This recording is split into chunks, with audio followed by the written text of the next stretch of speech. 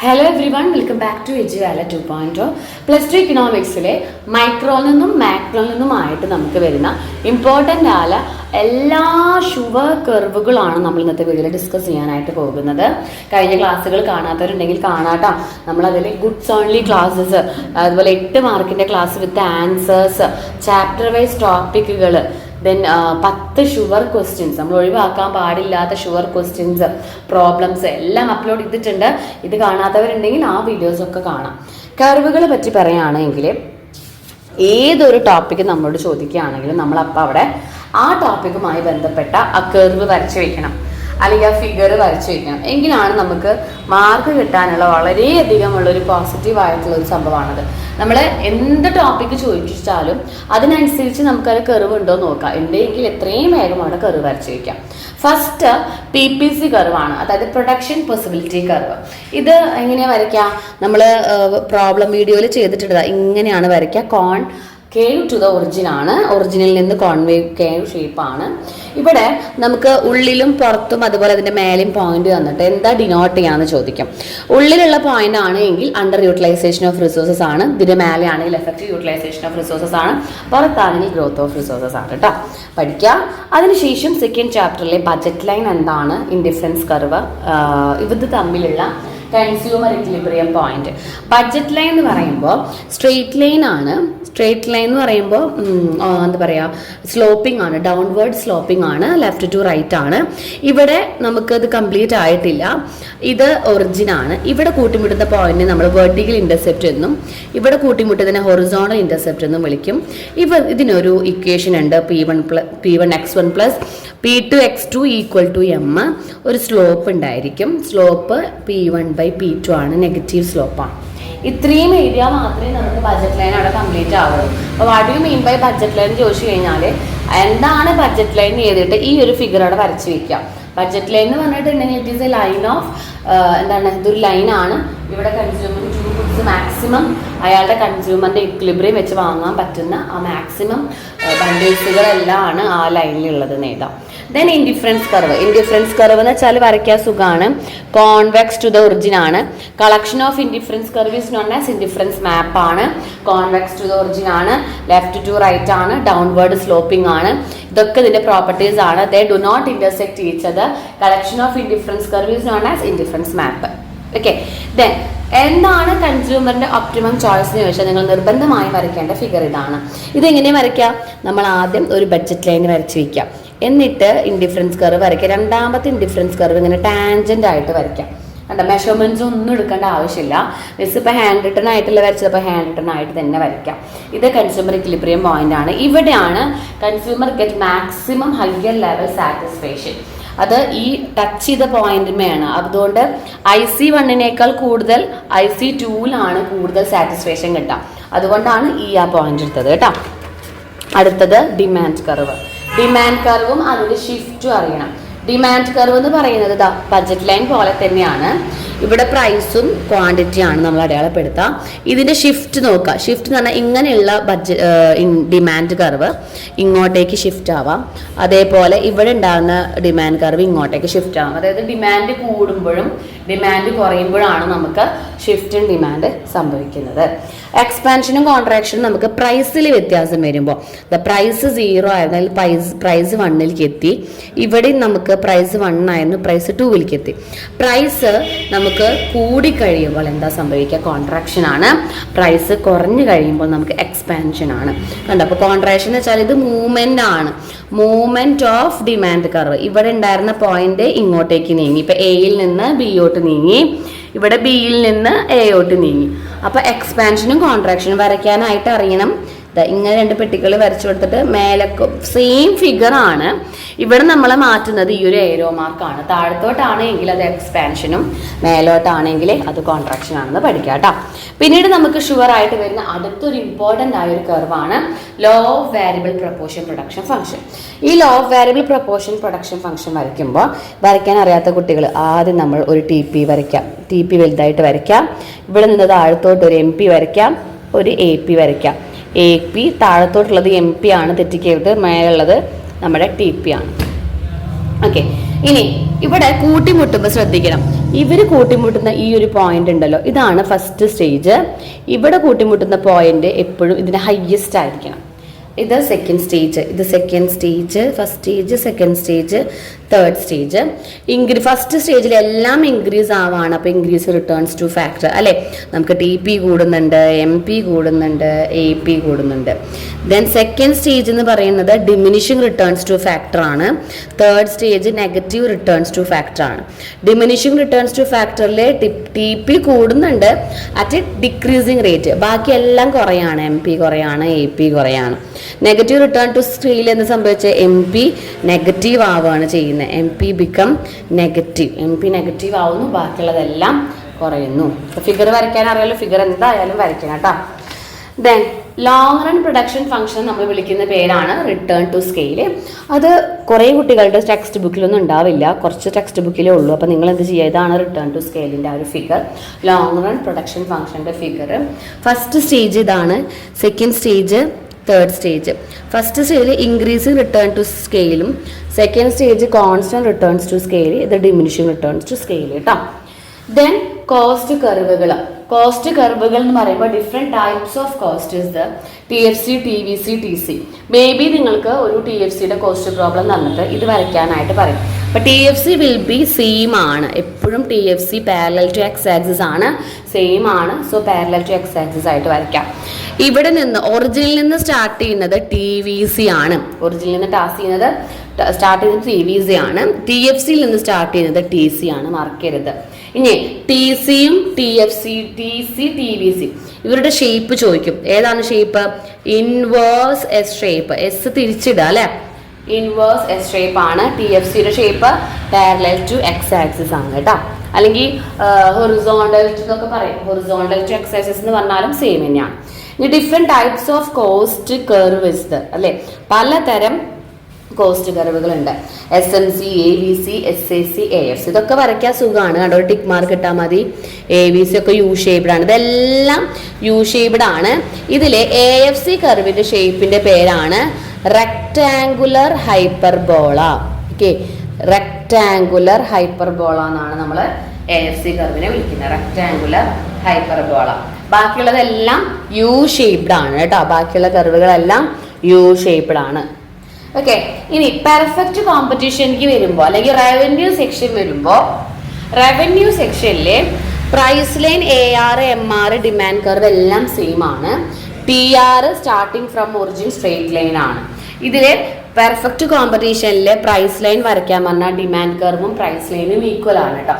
നമുക്ക് കഴിഞ്ഞ ക്രിസ്മസ് എക്സാമിനാണ്ട് ഒരു ക്വസ്റ്റ്യൻ ചോദിച്ചിട്ടുണ്ടായിരുന്നു ഇതുപോലെ പ്രൈസ് ലൈൻ വരയ്ക്കാം. അതാണ് പ്രൈസ് ലൈൻ. പ്രൈസ് ലൈൻ എന്ന് പറഞ്ഞിട്ട് നമ്മൾ വരച്ചു വെക്കെടുക്കുക. അത് പാരലൽ ടു എക്സ് ആക്സിസ് ആണ് അണ്ടർ പെർഫെക്റ്റ് കോമ്പറ്റീഷൻ. ഇവിടെ നിന്ന് സ്റ്റാർട്ട് ചെയ്യുന്നത് TR കർവാണ് കേട്ടോ. TR കർവാണ് വരയ്ക്കാൻ പറഞ്ഞാൽ സുഖമായിട്ട് വരയ്ക്കാം. ദെൻ പെർഫെക്റ്റ് കോമ്പറ്റീഷനിൽ തന്നെ പ്രോഫിറ്റ് മാക്സിമൈസേഷൻ കണ്ടീഷൻസ് വെച്ചിട്ടുള്ള ഒരു ഫിഗർ ഉണ്ട്. 3 കണ്ടീഷൻസ് ഉണ്ട്. 3ഉം കൂടി വരയ്ക്കുമ്പോൾ സെപ്പറേറ്റ് ആണ് കേട്ടോ വരും. 3ഉം കൂടി, അതായത് ഫസ്റ്റ് ഫിഗർ P= MC ഇതാണ്. രണ്ടാമത്തെ figure MC should be increasing ഇതാണ്. മൂന്നാമത്തെ figure price line should be above minimum point of AVC. ഇത് 3ഉം നിങ്ങൾ സെപ്പറേറ്റ് വരച്ച് കാണിക്കും വേണം. അപ്പോൾ ഒന്നാമത്തെ കണ്ടീഷൻ ഇത്, രണ്ടാമത്തെ കണ്ടീഷൻ ഇത്, മൂന്നാമത്തെ കണ്ടീഷൻ ഇത്. ഇതിൽ 3ഉം വരയ്ക്കും വേണം. ലാസ്റ്റ് നിങ്ങൾ പ്രോഫിറ്റ് മാക്സിമൈസേഷൻ ചെയ്യുന്ന ഈ ഒരു ഫിഗർ വരച്ച് വെച്ച് കൊടുക്കണം. ഇതെങ്ങനെ വരയ്ക്കുകയെന്നറിയോ? ആദ്യം നമ്മളൊരു പ്രൈസ് ലൈൻ വരയ്ക്കുക, ഒരു SMC കർവ് വരച്ചു കൊടുക്കുക. അപ്പം തന്നെ ഇതിന് പേര് ചെയ്താൽ, എന്നിട്ട് ഒരു AVC കർവ് താഴത്തു കൂടെ വരച്ചു കൊടുക്കുക. അതിന് തൊട്ട് മേലെ ഒരു SAC കർവും കൂടി വരച്ചു കൊടുത്തിട്ട് ഈ ഒരു പോയിന്റിന് താഴത്തോട്ട് വരച്ച് നമ്മൾ SAC കർവിൻ്റെ താഴത്തേക്കൂടെ ഒരു ഭാഗം ഷെയ്ഡ് ചെയ്ത് കൊടുക്കുക. ഇതാണ് പ്രോഫിറ്റ് ഏരിയ. ഇത് ഷോർട്ട് റണ്ണിലാണ്. ഷോർട്ട് റണ്ണിലായതുകൊണ്ടാണ് ഇങ്ങനെ SMC, SAC, AVC എന്നൊക്കെ നമുക്ക് വരുന്നത്. ലോങ് റണ്ണിലേക്ക് വരുമ്പോൾ നമുക്ക് AVC അല്ല, അവിടെ 2 കർവുകളേ ഉള്ളൂ, LRACയും LRMCയും. ലോങ് റൺ മാർജിനൽ കോസ്റ്റും ലോങ് റൺ ആവറേജ് കോസ്റ്റും. ഇതെങ്ങനെ വരയ്ക്കുക? ലോങ് റൺ വരയ്ക്കുമ്പോൾ നമ്മൾ പ്രൈസ് ലൈൻ സെയിം ആണ്, ഒന്നും കൂടി പരന്നിട്ട് വരയ്ക്കുക. രണ്ടും കണ്ടോ, രണ്ടും ഒന്ന് പരന്നിട്ട് വരച്ച് വെച്ച് കൊടുത്താൽ മതി. എന്നിട്ട് LRMC കർവ് താഴത്തോട്ട് വരച്ചിട്ട് ഇവിടുന്ന് ഇതേപോലെ തന്നെ ഒരു ലൈൻ വരച്ചു കൊടുക്കുക. അപ്പോൾ ഈ ഒരു പോയിന്റ്, ഈ ഒരു ഷെയ്ഡ് ഏരിയ കാണിച്ചു കൊടുക്കുക. ഇതാണ് പ്രോഫിറ്റ് ഏരിയ. അപ്പോൾ ഷോർട്ട് റണ്ണിയത്തെയും ലോങ് റണ്ണിയത്തെയും പഠിക്കണം. ഷോർട്ട് റണ്ണിൽ നിങ്ങൾ കണ്ടീഷൻസ് ചോദിക്കുമ്പോൾ 3 കണ്ടീഷൻസിൽ 3 ഫിഗർ വരച്ച് വെച്ചിട്ടുണ്ട്. കണ്ടോ, P= MC then MC should B increase. ഇത് 3 വരച്ചു കൊടുത്തിട്ട് പ്രോഫിറ്റ് വരച്ചു കൊടുക്കാം. ഇനി ഷട്ട് ഡൗൺ പോയിന്റ് 2 സെക്ഷനിലും പഠിക്കണം, ഷോർട്ട് റണ്ണിലും ലോങ് റണ്ണിലും. അപ്പൊ നമ്മൾ അവിടെ പഠിച്ച സെയിം ഫിഗർ തന്നെയാണ് ഇവിടെ വരാം, പക്ഷെ പോയിന്റുകളാണ് വ്യത്യാസം. ഷട്ട് ഡൗൺ പോയിന്റും ബ്രേക്ക് ഈവൻ പോയിന്റും. ഇത് ഷട്ട് ഡൗൺ പോയിന്റ് ആണ്, ഇത് ബ്രേക്ക് ഈവൻ പോയിന്റ് ആണ്. ഷട്ട് ഡൗൺ പോയിന്റ് എന്ന് പറയുന്നത് മിനിമം പോയിന്റ് ഓഫ് ABC. അപ്പൊ ഇതിൽ ABC ഇതല്ലേ, അതിന്റെ മിനിമം പോയിന്റ് നമ്മൾ അടയാളപ്പെടുത്തിയെടുക്കുക E. ഇവിടെ ലോങ് റണ്ണിൽ, ഇത് ലോങ് റണ്ണിലുള്ളതാണ്. ലോങ് റണ്ണിലുള്ള ഷട്ട് ഡൗൺ പോയിന്റ് എന്ന് പറഞ്ഞാൽ minimum point of LRAC. Okay, ഇത് ഷോർട്ട് റണ്ണിലുള്ള shut down point. Break even point എന്ന് വെച്ചാൽ SAC കർവ് ആണ്. അതായത് ഇവിടുത്തെ ഷോർട്ട് റണ്ണിലെ SAC കർവ് ആണ് minimum point of break even point എന്ന് പറയുന്നത്. ഇവിടുത്തെ 2 സെയിം ആണ്. ലോങ് റണ്ണിലെ ബ്രേക്ക് ഈവൻ പോയിന്റും ഷട്ട് ഡൗൺ പോയിന്റും സെയിം ആണ്, രണ്ടും സെയിം. ഇനി നെക്സ്റ്റ് ആണ് market equilibrium, excess demand, excess supply എന്നൊക്കെ ചോദിച്ചു കഴിഞ്ഞാൽ നിങ്ങൾ ഒരൊറ്റ ഫിഗർ. മാർക്കറ്റ് ഇക്വിലിബ്രിയം ചോദിച്ചു കഴിഞ്ഞാൽ എന്താ വരയ്ക്കണമെന്ന് അറിയോ? ഒരു ഡിമാൻഡ് കർവ്, ഒരു സപ്ലൈ കർവ് വരച്ച് കൂട്ടിമുട്ടുന്ന ഒരു പോയിന്റ്. ഇത് സപ്ലൈ കർവാണ്, ഇത് ഡിമാൻഡ് കർവാണ്, ഇത് ഇക്വിലിബ്രിയം, ഇത് പ്രൈസ്, ഇത് ക്വാണ്ടിറ്റി. അപ്പൊ ഇക്വിലിബ്രിയം പോയിന്റ് വെച്ചാൽ where demand equal to supply at the point പ്രൈസിന് പറയുന്ന ആ പോയിന്റിലുള്ള പ്രൈസിനെ ഇക്വിലിബ്രിയം പ്രൈസും ആ പോയിന്റിലുള്ള ക്വാണ്ടിറ്റിനെ ഇക്വിലിബ്രിയം ക്വാണ്ടിറ്റി എന്ന് വിളിക്കും. ഇനി എക്സസ് സപ്ലൈ എന്ന് വെച്ചാൽ പ്രൈസ് കൂടിക്കഴിഞ്ഞാൽ നമുക്ക് സപ്ലൈ കൂടും. ഇതാണ് ഈ ഒരു പോർഷനാണ് എക്സസ് സപ്ലൈ എന്ന് പറയുന്നത്, എക്സസ് സപ്ലൈ. ഇനി പ്രൈസ് കുറഞ്ഞു കഴിഞ്ഞാൽ നമുക്ക് ഇങ്ങോട്ട് കൂടും, ഈ ഒരു പോർഷനാണ് എക്സസ് ഡിമാൻഡ്. അപ്പൊ excess demand, price, excess supply, equilibrium quantity എന്നൊക്കെ ചോദിച്ചാൽ ഈ ഒറ്റ ഫിഗർ നോക്കാം. ഓക്കെ, അപ്പൊ മാർക്കറ്റ് ഇക്വിലിബ്രിയം ഒക്കെ ചോദിച്ചാൽ ഇത് എഴുതാട്ടോ. അപ്പൊ ഈ ഒറ്റ ഫിഗർ വേഗം പഠിക്കാട്ടോ. ദെൻ നെക്സ്റ്റ് ആണ് പ്രൈസ് സീലിംഗും പ്രൈസ് ഫ്ലോറും നമ്മളോട് ചോദിക്കും. പ്രൈസ് സീലിംഗ് എന്താണെന്ന് വെച്ചിട്ടുണ്ടെങ്കിൽ നമുക്ക് ഗവൺമെന്റ് വന്നിട്ട് ഇടപെട്ടിട്ട് വില കുറയ്ക്കുന്നു അല്ലെ. അപ്പൊ നമ്മൾ ജസ്റ്റ് ഇങ്ങനെ കാണുമ്പോൾ നിങ്ങൾക്ക് കിട്ടിയെന്ന് വരില്ല, നമ്മൾ എന്ത് ചെയ്യുക, സെപ്പറേറ്റ് ആയിട്ടൊന്ന് കാണിക്കാം.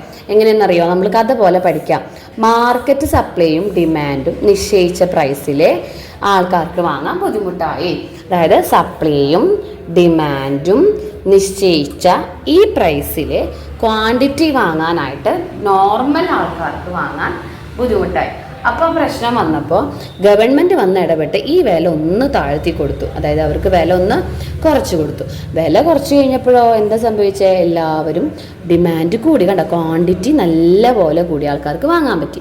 ഈ ഒരു സിറ്റുവേഷനാണ് നമ്മൾ പ്രൈസ് സീലിംഗ് എന്ന് പറയുക. ഇങ്ങനെ ആയപ്പോൾ എന്താ സംഭവിച്ചത്, എക്സസ് ഡിമാൻഡ് ആണ് സംഭവിച്ചത്. ഇനി നെക്സ്റ്റ് നമുക്ക് പ്രൈസ് ഫ്ലോർ. പ്രൈസ് ഫ്ലോർ എന്ന് പറയുമ്പോൾ എന്താ, നമ്മളെ നേരെ ഓപ്പോസിറ്റ് പ്രൊഡ്യൂസേഴ്സിന് നഷ്ടമായി. കണ്ട ഈ ഒരു പ്രൈസിലെ ക്വാണ്ടിറ്റി ചെയ്യുമ്പോൾ പ്രൊഡ്യൂസേഴ്സിന് നഷ്ടമായി. അപ്പൊ ഗവൺമെന്റ് വന്ന് ഇടപെട്ട് അവർക്ക് വില കൂട്ടി കൊടുത്തു. വില കൂട്ടി കൊടുത്തപ്പോൾ എന്താ സംഭവിച്ചത്, അവിടെ എക്സസ് സപ്ലൈ നടന്നു. സപ്ലൈ നമുക്ക് കൂടി, കണ്ടോ ഡിമാൻഡ് ഇവിടെയും സപ്ലൈ കൂടുതലാവുകയും ചെയ്യും. ഓക്കെ, ഇതാണ് പ്രൈസ് സീലിങ്ങും പ്രൈസ് ഫ്ലോറിന്റെ ഫിഗർ കേട്ടോ. വരയ്ക്കണം, നിർബന്ധമായും വരയ്ക്കണം. ഇതെ നെക്സ്റ്റ് നമുക്ക് ചോദിക്കാവുന്ന ഒരു ക്വസ്റ്റ്യൻ ആണ് മാക്രോ എക്കണോമിക്സിൽ നിന്ന് circular flow of income. Circular flow of income എന്ന് പറയുമ്പോൾ ഫേം, ഹൗസ് ഹോൾഡ്, 2 സെക്ടേഴ്സ് ആണുള്ളത്. ആ ഫേമും ഹൗസ് ഹോൾഡും. ഫേം എന്ന് വെച്ചാൽ എന്താ, കമ്പനിക്കാർ. വീട്ടുകാർക്ക് ആവശ്യമുള്ള സാധനങ്ങൾക്ക് കമ്പനി ഉണ്ടാക്കില്ല. അപ്പോൾ അത് കമ്പനി വീട്ടുകാർക്ക് എന്ത് കൊടുത്തു, സാധനങ്ങൾ കൊടുത്തു, ഗുഡ്സ് ആൻഡ് സർവീസസ് കൊടുത്തു. ഈ ഗുഡ്സ് ആൻഡ് സർവീസസ് വെറുതെ ആണോ കൊടുക്കാം? അല്ല, പകരം നമ്മൾ എന്ത് കൊടുക്കണം, പൈസ കൊടുക്കണം എല്ലാവർക്ക്, സാധനത്തിൻ്റെ ഒക്കെ വില. അപ്പം expenditure on goods and services കൊടുത്തു. പിന്നെ ഈ ഫേമിൻ്റെ ഉള്ളിൽ പോയിട്ട് പണിയെടുക്കണമെങ്കിൽ വീട്ടിൽ നിന്ന് ആൾക്കാരൊക്കെ പോകണ്ടേ, ലാൻഡ്, ലേബർ, ക്യാപിറ്റൽ, ഓർഗനൈസേഷൻ, ഇവരൊക്കെ ഫേമിൻ്റെ ഉള്ളിൽ പോയിട്ട് ജോലി ചെയ്താലാണ് ഇവർക്ക് എന്ത് കിട്ടുള്ളൂ, ഫാക്ടർ സർവീസസ് കിട്ടുള്ളൂ. അത് വെറുതെ പോയി പണിയെടുക്കുക അവരെ ഇല്ല, തിരിച്ചവർക്ക് എന്ത് വേണം, factor payment, wages, profit, interest, rent. അതാണ് ഫാക്ടർ പേയ്മെൻറ്റ്. ഇവരെ പണിയെടുത്തതിനെ ഇവർക്ക് തിരികെ കിട്ടുന്ന വരുമാനത്തിനെയാണ് നമ്മൾ ഫാക്ടർ പേയ്മെൻറ്റ് നമ്മൾ വിളിക്കുന്നത്. ഇതിൽ 2 തരം മാർക്കറ്റ് ഉണ്ട്. ഇവിടുത്തെ മാർക്കറ്റിനെ നമ്മൾ വിളിക്കുന്ന പേരാണ് പ്രോഡക്റ്റ് മാർക്കറ്റ്. ഇവിടുത്തെ മാർക്കറ്റാണ് നമ്മൾ വിളിക്കുന്നത് ഫാക്ടർ മാർക്കറ്റ്. 2 തരം ഫ്ലോകളുണ്ട്. റിയൽ ഫ്ലോ ഉണ്ട്, അതുപോലെ തന്നെ മണി ഫ്ലോ ഉണ്ട്. റിയൽ ഫ്ലോ എന്ന് പറഞ്ഞാൽ മണി ഒഴുകാത്തത്. മണി ഒഴുകേണ്ട ഒന്ന് എക്സ്പെൻഡിച്ചറിലും പിന്നെ ഒരെണ്ണം ഏതിലാണ് നമുക്ക് റെന്റും വേജസും ഒക്കെ കൊടുക്കേണ്ടത്. മറ്റേത് റിയൽ ഫ്ലോ, ഇത് മണി ഫ്ലോ. ഓക്കെ. നെക്സ്റ്റ് നമുക്ക് നോക്കുകയാണെങ്കിൽ ലിക്വിഡിറ്റി ട്രാപ്പാണ്. ലിക്വിഡിറ്റി ട്രാപ്പ് വരയ്ക്കണം, ഷുവറായിട്ട് വരയ്ക്കണം. എന്താണ് ലിക്വിഡിറ്റി ട്രാപ്പ് എന്ന് ചോദിച്ചാൽ എഴുതാൻ കിട്ടാത്ത കുട്ടികൾ ഇത് വരച്ച് വയ്ക്കുക. അതായത് നമ്മുടെ മാർക്കറ്റ് റേറ്റ് മിനിമത്തിലെത്തുമ്പോൾ, അതായത് മാക്സിമത്തിൽ നിന്ന്, ഇതാണ് മാക്സിമം മാർക്കറ്റ് റേറ്റ്, ഇത് R എന്ന് പറയുന്നത് മാർക്കറ്റ് റേറ്റ് ആണ്. ഇവിടെ നിന്ന് മിനിമത്തിലെത്തുമ്പോൾ പാരലൽ ടു എക്സ് ആക്സിസ് ആവുന്നു. അപ്പം ഈ ഒരു പോർഷൻ ഇൻഫിനിറ്റ് ആണ്, പെർഫെക്റ്റ് ഇലാസ്റ്റിക് ആണ്.